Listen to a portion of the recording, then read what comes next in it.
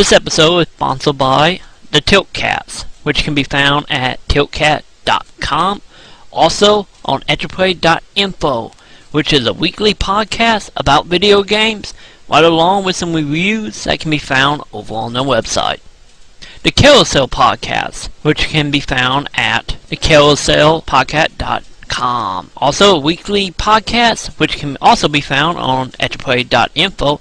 But not only does it cover video games, also music, movies, and comics. So check them out.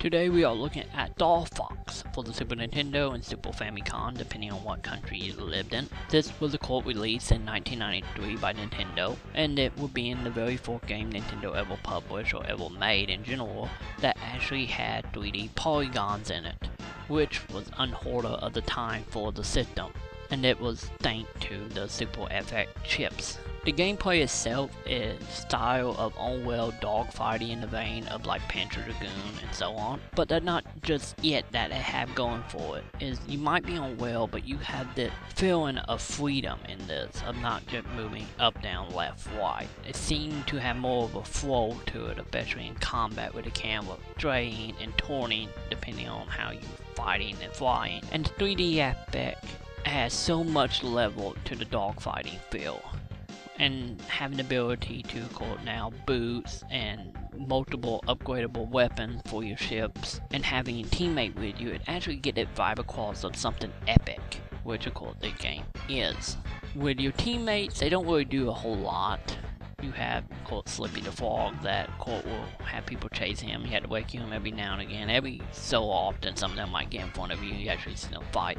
They don't play into the gameplay all that much beyond chattel. But the outside the dogfighting gameplay here is, of course, you are being ranked on how well you have done for each level, which you will find out at the end of the game. And it will keep track of how many points you get from beginning to end. And that will get interesting here from beginning to end. Of course, it's not just one way through the game. Of course, you know, we have the whole easy, normal, and hard. The thing this in here is now on every setting you actually have a decent game.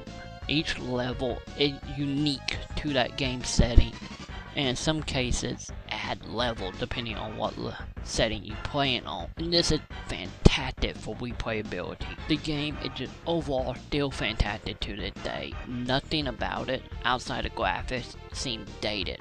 It's still as much fun as it was almost 20 years ago. This is a game I can't help but recommend to anyone, and especially someone who is looking into wanting StartFox 64 remake on the 3DS.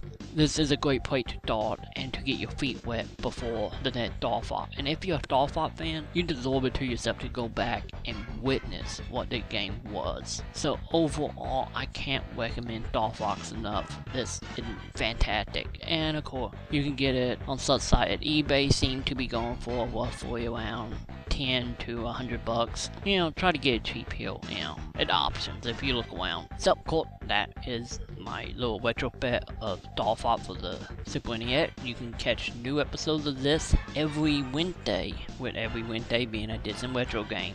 And feel free to email me at troy@etchaplay.info to let me know what games you want to see and cover. So, tune that week. I'm signing off, guys, into outer space, and Fox it with me. Nowadays my life's so complicated. My TV's 3D, not pixelated. The music's for free in 5, 6, 7, 8-bit. Plug me in, you don't even gotta say shit. Hitting on my neighbors in Mercedes, okay they annoyed. Ask me what I do because I'm all about the paper boy. Let me know that I am